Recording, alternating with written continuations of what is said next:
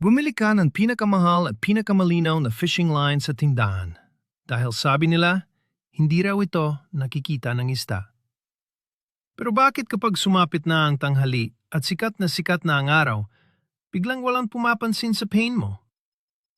Imposible namang sabay-sabay na busog ang lahat ng isda sa ilog o sa lawa, hindi ba? May isang nakakagulat na katotohanan na madalas nating binabalewala. Isang bagay na salungat sa lahat ng natutunan natin mula sa mga nakatatandang mangingisda. Ang totoo, ang paborito mong tale, na akala mo ay parang mahika na nawawala sa ilalim ng tubig, ay maaring kumikinang na parang ilaw sa paningin ng mga isda kapag nasikatan ng araw. Sa video na ito, pag-uusapan natin kung bakit nagiging kalaban mo ang mismong kagamitan na inaasahan mong magdadala sa iyo ng maraming huli. Ipapaliwanag ko sa inyo kung ano nangyayari sa ilalim ng tubig kapag mataas na ang araw at tutulungan ko kayong baguhin ang pananaw ninyo sa pamimingwit. Bago tayo matapos, malalaman ninyo ang eksaktong dahilan kung bakit iniiwasan ng inda ang inyong kawil. Kayo ba? Naniniwala ba kayo na talagang may taling hindi nakikita sa ilalim ng tubig? Napakahalaga ng paksang ito para sa ating lahat na mahilig mamingwit dahil marami sa atin ang gumugugol na mahabang oras sa ilalim ng araw, naghihintay ng kagat na hindi naman dumating.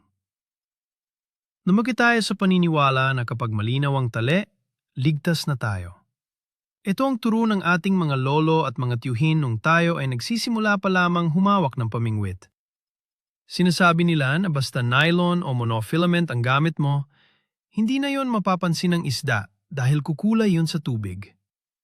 Dahil sa lumang paniniwalang ito, taon-taon nating ginagawa ang parehong diskarte.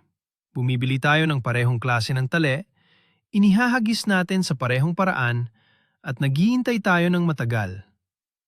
Ngunit nakakalimutan natin na ang mga isda ay matatalino rin, at higit sa lahat, ang kalikasan at ang sikat ng araw ay naglalaro sa ating mga mata at sa paningin ng mga isda. Panahon na para suriin natin ng mabuti kung bakit ang mga lumang pamamaraan ay minsan nagiging dahilan ng ating pag-uwi ng walang dala. Kailangan nating intindihin ang epekto ng liwanag upang hindi tayo laging nauwisahan ng mga isdang gusto nating hulihin. Isipin ninyo ang ganitong sitwasyon. Madaling araw, malamig ang simoy ng hangin at nasa paborito ninyong lawa o ilog kayo. Ang tahimik ng paligid, walang masyadong alo ng tubig at pakiramdam ninyo ay ito na ang perpektong araw para makahuli ng malaki. Inihanda ninyo ang inyong pamingwit, ikinabit ang paboritong pain at inihagis ito ng napakalayo. Sa unang 2 oras, maganda ang kagat. Sunod-sunod ang huli. Ngunit nang magsimulang tumaas ang araw at uminit ang paligid, biglang tumamlay ang mga isda. Parang bigla silang nawala o nagtago. Nakaupo na lamang kayo sa gilid ng tubig, naghihintay, nagtataka kung ano ang nangyari. Marami sa atin ang mag-iisip na baka busog na ang mga isda o baka lumipat lang sila sa mas malalim na bahagi ng tubig dahil sa init. Ngunit may isang napakalaking dahilan na madalas nating hindi napapansin. Ang dahilan na ito ay nasa mismong harapan natin, nakakabit sa ating pamingwit. Ang inyong paboritong fishing line na akala ninyo ay hindi nakikita sa ilalim ng tubig ay biglang nagiging parang isang napakaliwanag na kable kapag tinamaan ng direktang sikat ng araw. Ang isda na kanina ay gustong-gustong kainin ang inyong pain ay biglang natatakot dahil nakikita nila ang isang nakakapanibagong linya na nakakabit dito. Ito ang realidad na madalas nating balewalain. Para mas maintindihan natin ito, kailangan nating pag-usapan kung paano naglalaro ang liwanag sa ilalim ng tubig. Kapag tinamaan ng araw ang isang malinaw na tali, hindi lamang ito tumatagos. Sa halip, ang liwanag ay nababaluktot at tumatalbog. Sa madaling salita, nangyayari ang tinatawag nilang reflection at refraction. Ang inyong ordinaryong monofilament line na mukhang basag na salamin sa itaas ng tubig ay nagiging parang isang kumikinang na tubo sa ilalim. Subukan ninyong kumuha ng isang basong tubig, ilagay ang inyong tale sa loob, at itapat ito sa sikat ng araw. Makikita ninyo kung paano nagkakaroon ng puting linya na sumasalamin sa liwanag. Ganyan mismo ang nakikita ng mga isda. Kaya naman, kapag nagpapalipas kayo ng oras sa pamimingwit tuwing tanghali tapat, huwag kayong magtaka kung bakit lumalapit ang isda sa pain ninyo, pero biglang aatras. Nakikita nila ang hindi natural na kislap na ito. Kahit gaano pagkaganda ang pagkakagawa ng inyong pain, kung may nakakabit namang kumikinang na sinulid, aakalain ng isda na ito ay isang patibong. Ang malinaw na tali ay hindi 100% hindi nakikita, lalo na kapag matindi ang sikat ng araw sa ibabaw ng tubig. Marahil sasabihin niyo sa akin na kaya nga kayo gumagamit ng fluorocarbon line ay para hindi ito makita. Ito ang isa sa pinakamalaking pabula o maling paniniwala sa mundo ng panginista na kailangan nating linawin na yon. Oo, totoo na ang fluorocarbon ay may kakayahang itago ang sarili ng mas maayos kumpara sa ordinaryong nylon dahil ang paraan ng pagpapadaan nito sa liwanag ay halos kapareho ng tubig. Ngunit hindi ibig sabihin nito ay ganap itong naglalaho. Kapag nasa ilalim ng direktang at matinding sikat ng araw, lalo na sa mababaw at malinaw na bahagi ng tubig, ang fluorocarbon ay mayroon pa ring anino at mayroon pa ring bahagyang kislap. Kapag kayo ay nasa bangka at nakikita ninyo ang isda na lumalangoy malapit sa ibabaw, asahan ninyong nakikita rin nila ang kapaligiran nila kasama na ang inyong tali. Ang aspeto ng pagiging hindi nakikita ay totoo lamang kung medyo madilim, malalim, o kung hindi direktang nasisikatan ng araw ang lugar na inyong pinangingistaan. Kaya hindi sapat na bumili lang ng mahal na tali para masabing ligtas na ang diskarte ninyo. Kailangan din nating isalang-alang ang posisyon ng araw at ang kalinawan ng tubig bago tayo maging labis na kumpiyansa sa ating ginagamit na kagamitan. Pag-usapan naman natin ang anggulo ng araw. Kapag madaling araw o palubog na ang araw, ang sikat ng liwanag ay tumatama sa tubig ng pahilis. Dahil dito, karamihan sa liwanag ay tumatalbog pabalik sa hangin at hindi masyadong pumapasok sa ilalim. Ito ang dahilan kung bakit mas hindi nakikita ang inyong tali tuwing umaga at hapon. Ngunit kapag pumatak ng tanghali, 2:00 ng tanghali hanggang 3:00 ng hapon, ang araw ay nasa itaas mismo natin. Ang liwanag ay direktang tumatagos papasok sa tubig nang walang sagabal. Walang anino ang mga puno, walang nagtatago sa inyong pain, at ang buong paligid sa ilalim ng tubig ay maliwanag na maliwanag. Sa mga oras na ito, nagiging critical ang visibility ng inyong tali. Kung kayo ay nakaupo sa tabi ng ilog habang mainit na mainit ang panahon, at nagtataka kayo kung bakit nanahimik ang paligid, ang anggulo ng araw ang isa sa mga pangunahing salarin.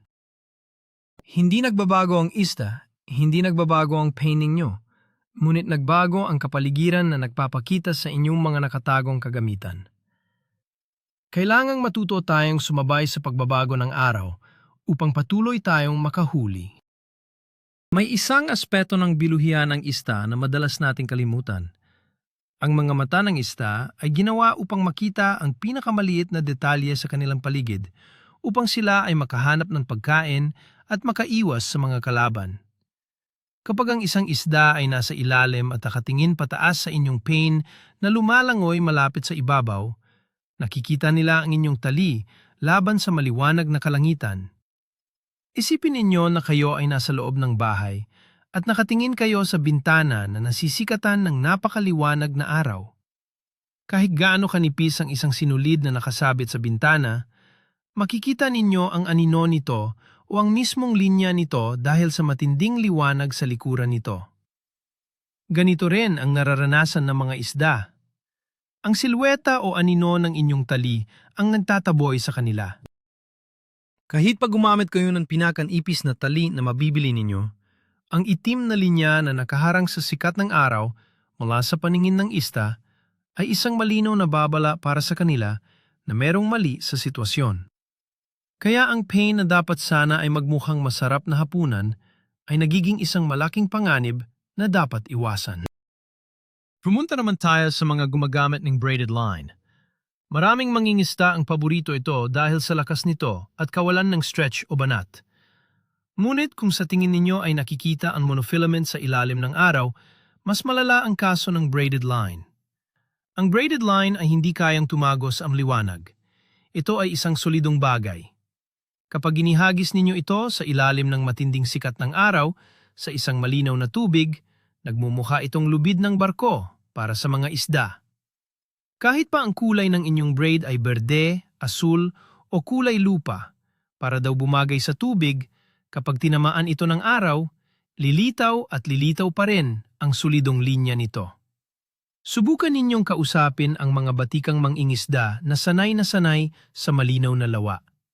Sasabihin nila sa inyo na hindi sila kailanman gumagamit ng direktang braided line papunta sa kanilang kawil tuwing tanghali. Alam nila na ang mga isda ay matatakot agad bago pa man makalapit sa pain. Kung kayo ay gumagamit lamang ng purong braided line nang walang idinadagdag na ibang tali sa dulo, malamang ito ang dahilan kung bakit umuuwi kayong walang laman ang inyong lalagyan tuwing mainit ang panahon. Huwag din nating kalimutan ang anino na nalilikha ng inyong tali. Hindi lamang ang mismong tali ang nakikita ng isda, kundi maging ang anino nito na tumatama sa ilalim ng buhangin o bato sa mababaw na tubig.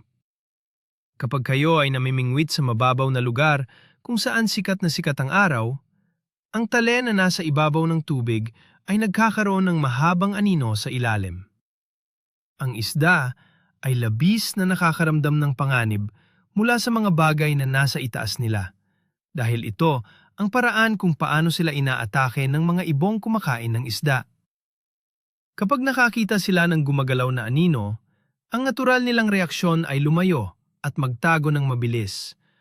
Kaya bago pa man nila mapansin ang inyong masarap na pain, naitaboy na sila ng anino ng inyong fishing line. Isa itong detalye na napakaliit, pero napakalaki ng epekto sa dami ng inyong huli. Kailangang isipin ninyo kung saan tumatama ang anino ng inyong tali base kung nasaan ang araw at kung gaano kalalim ang tubig na inyong pinangingisdaan. Isa pang nakakapahamak na sitwasyon ay ang tinatawag na flash effect. Kapag napapagalaw kayo ng inyong pain, halimbawa ay hinihila ninyo ito ng mabilis o pinipitik-pitik ninyo ang dulo ng inyong pamingwit, ang inyong tali ay mabilis na gumagalaw sa tubig. Kung mataas ang araw, ang bawat galaw ng inyong malinaw na tali ay lumilika ng pagkislap. Para itong ilaw ng pulis na kumukurap sa ilalim ng tubig. Ang labis na pagkislap na ito ay hindi natural sa mundo ng mga isda. Sa halip na akitin sila, ginugulat nito ang mga isda na malapit sana sa inyong pain. Siguro ay naranasan ninyo na iyong feeling na parang may lalapit na isda. Nakita ninyong gumalaw ang tubig, tapos biglang iniba ninyo ang galaw ng tali ninyo at bigla ring nawala ang isda. Malamang sa malamang, ang pagkislap ng inyong tali nang masikatan ito ng araw, habang gumagalaw ang siyang nakasira sa tsansa ninyong makahuli. Ang galaw sa tubig ay kailangang magmukhang natural at ang pagkutitap ng isang sinulid ay hindi kailanman magiging natural sa paningin ng isda. Paano naman ang mga mangingisda na mahilig gumamit ng mga magkukulay na tali? May mga nagbebenta ng kulay dilaw, neon green o matingkad na orange na fishing line. Madalas, binibili natin ito dahil madali para sa ating mga mangingisda na makita kung nasaan ang ating tali, lalo na kung minamatyagan natin ang kagat. Maganda ito para sa atin, pero napakasama nito kung isda ang tatanungin. Ang mga kulay na ito ay sumisigaw ng babala sa ilalim ng tubig kapag nasikatan ng araw. Ang neon na kulay ay sumasagap ng UV light mula sa araw at mas lalong nagiging maliwanag sa ilalim. Kung gagamit kayo ng ganitong tali, huwag ninyong asahan na hindi ito mapapansin ng isda. Para kayong naglagay ng malaking karatula na nagsasabing, huwag ninyo itong kainin, patibong ito. Oo, madali ninyong makikita kung gumalaw ang inyong tali, pero mas madalas kaysa hindi talaga ito gagalaw dahil walang lalapit na isda. Kung patuloy ninyo itong gagamitin sa gitna ng sikat ng araw nang wala nga namang pagbabago sa diskarte, kayo lamang ang mabibigo sa bandang huli. Subukan ninyong makipag-usap sa isang matandang mangingisda sa inyong lugar. Malamang sasabihin niya na noong panahon nila, kahit gaano kakapalang tali o gaano kainit ang araw, nakakahuli pa rin sila. Hindi natin masisisi ang mga turo nilang ito, pero kailangan nating intindihin na nagbabago ang panahon. Ang mga puok pangingisdaan na yon ay mas marami ng tao at ang mga isda ay nagiging mas maingat at mas matalino. Ang tinatawag na line shy na isda ay totoong nangyayari. Ibig sabihin nito, ang mga isda na ilang beses nang nakakita ng mga pain na may nakakabit na kumikinang na tali at baka nakagat na rin noon, ay natututo ng umiwas. Hindi na sila gaya ng mga isda noong unang panahon na basta na lang kakagat. Kaya kapag inilapat ninyo ang direktang sikat ng araw sa inyong napakalinaw na tali, ang mga matatalinong isda sa inyong lugar ay alam na agad kung ano ang ibig sabihin nito. Hindi sapat na umasa na lamang tayo sa swerte o sa lumang diskarte. Kailangan nating tapatan ang pagiging maingat ng mga isda sa kasalukuyang panahon. May isang aspeto rin na nakadepende sa kalinawan ng tubig. Kung kayo ay namimingwit sa tubig na medyo maputik o madilim, maaring hindi ganun kalaki ang problema ninyo sa sikat ng araw dahil ang mga dumi sa tubig ang pumipigil sa liwanag. Ngunit kung ang tubig ay kasing linaw ng kristal, tulad sa mga malinis na sapa, lawa o dagat, doon lumalabas ang tunay na problema. Ang malinaw na tubig na pinagsama sa matinding sikat ng araw ay ang pinakamahirap na kondisyon para sa isang manging-isda. Dahil walang nagtatago sa inyong kagamitan. Kahit ang pinakamaliit na detalye ng inyong tali ay lumilitaw. Maraming nagkakamali na kapag malinaw ang tubig, doon sila gagamit ng mabilis na pain. Ang hindi nila alam, sa malinaw na tubig sa ilalim ng araw, mas nabibigyan ng pagkakataon ang isda na suriin ang pain at makita ang tali bago sila magdesisyon na kagatin ito. Kaya ang kalinawan ng tubig ay hindi palaging kaibigan ng mangingisda. Minsan, ito ay kalaban na naglalantad ng lahat ng ating mga sikreto at pagkakamali. Meron pa tayong hindi naiisip na problema tungkol sa ating fishing line na nakadagdag sa pagiging nakikita nito. Ito ay ang maliliit na dumi, lumot, at mga microscopic na algae na kumakapit sa ating tali habang ito ay babad sa tubig. Kahit gaano pa kaperpekto at kalinaw ang inyong tali nang bilhin ninyo ito, pagkatapos ng ilang oras ng pagbato at paghila, kinakapitan ito ng mga dumi mula sa ilog o lawa. Ang mga maliliit na dumi na ito ay maaring hindi ninyo napapansin kapag tumitingin kayo ng mabilis. Ngunit kapag tumama na ang matinding sikat ng araw, ang mga nakadikit na dumi na ito ay naiilawan. Sila ang sumasalo ng liwanag na lalong nagpapadali sa isda na makita ang inyong tali. Ang inaakala ninyong malinaw na tali ay nagmukhang isang mahabang kwintas na may mga buhangin na nakalantad sa ilalim ng araw. Kaya hindi lamang uri ng tali ang problema, kundi ang kawalan natin ng pansin sa pagiging malinis ng ating kagamitan. Minsan, ang simpleng pagpunas sa tali gamit ang malinis na basahan ay makakabawas sa pagiging nakikita nito. Kung kayo ay mahilig gumamit ng mga pain na lumalangoy sa ibabaw ng tubig na tinatawag na topwater lures, mayroon pang ibang hamon ang sikat ng araw. Kapag inihagis ninyo ang inyong pain at hinintay ninyong tumahimik ang tubig, ang inyong tali ay nakalutang sa ibabaw. Ang pagkalutang na ito ay lumilikha ng pagkakabiyak sa ibabaw ng tubig na parang isang maliit na kanal. Kapag mataas ang araw, ang maliit na kanal na ito ay lumilikha ng sarili nitong anino at refleksyon na napakalinaw sa paningin ng isdang nasa ilalim. Kahit gaano kamanipis ang inyong tali, ang markang iniiwan nito sa ibabaw ng tubig kapag nasisinagan ng araw ay isang malaking indikasyon para sa isda na hindi natural ang paligid. Kaya madalas mangyari na lalapit ang isda sa inyong lumulutang na pain. Susundan ito ng ilang segundo, ngunit sa halip na kagatin ay biglang iikot at lalayo. Ito ay dahil nakita nila ang hindi pangkaraniwang epekto ng inyong tali sa ibabaw ng tubig na labis na pinatingkad ng sikat ng araw sa inyong itaas. Pag-ususapan naman natin ang kapal o diametro ng inyong tali. Maraming mangingisda ang gusto ng makapal na tali para sigurado na hindi mapapatid sakaling makabingwit ng malaking isda. Minsan gumagamit tayo ng 20 libra pataas na lakas, kahit hindi naman ganun kalaki ang ating target na isda, para lang makasiguro. Ngunit dapat inyong tandaan na habang kumakapal ang tali, mas malaki ang pisikal na sakop nito, at mas maraming ibabaw nito ang tatamaan ng sikat ng araw. Ang makapal na tali ay sumasalo ng mas maraming liwanag at lumilika ng mas malaking kislap kumpara sa manipis na tali. Kung pilit ninyong gagamitin ang makapal na monofilament o fluorocarbon sa tanghali tapat, huwag kayong umasa na hindi ito makikita. Para itong pagkakaiba ng manipis na alambre sa isang malaking bakal na tubo. Parehong bakal, pero mas madaling makita ang mas malaki, lalo na kung naarawan. Kaya kung mainit ang panahon at walang ulap sa kalangitan, ang paggamit ng masyadong makapal na tali ay isa sa mga pinakamabilis na paraan para hindi makahuli. Dito pumapasok ang importansya ng paggamit ng tinatawag na leader line. Ito ay ang pamamaraan kung saan ang pangunahing tali mo, lalo na kung ito ay makapal o braid, ay idudugtong mo sa isang mas manipis at mas hindi nakikitang tali bago ito umabot sa kawil o pain.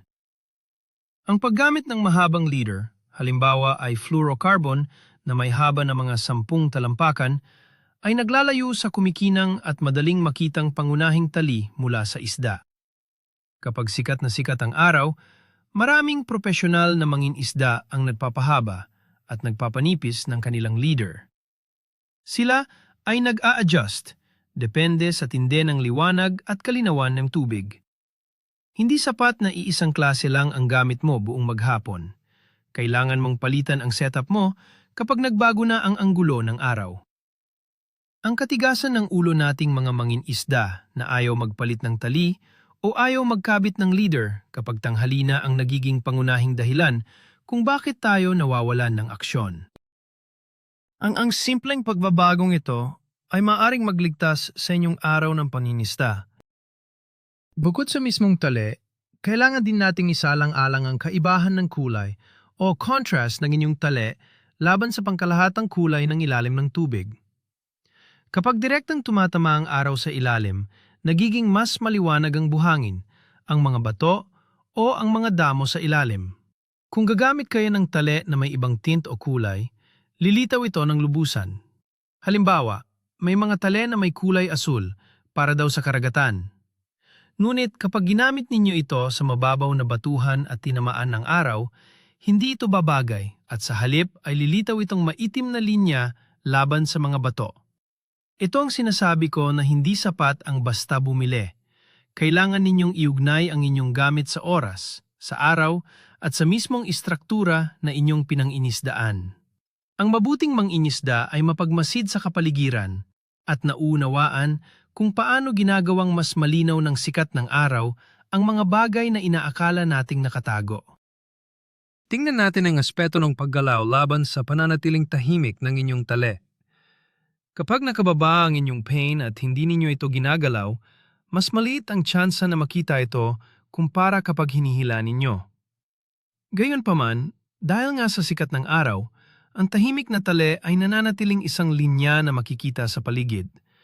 Ngunit ang mas nakakatakot para sa isda ay kapag humangin ng bahagya o gumalaw ang alon, nadudulot ito ng maliliit na paggalaw sa inyong nakababad na tali.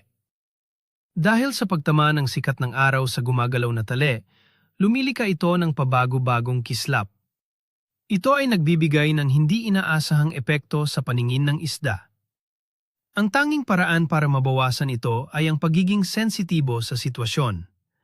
Kapag mainit at walang ganong hangin, kailangan ninyong piliin ang pinakamabuting pamamaraan para hindi maging sagabal ang mismong kagamitan na bumubuhay sa inyong pangingisda.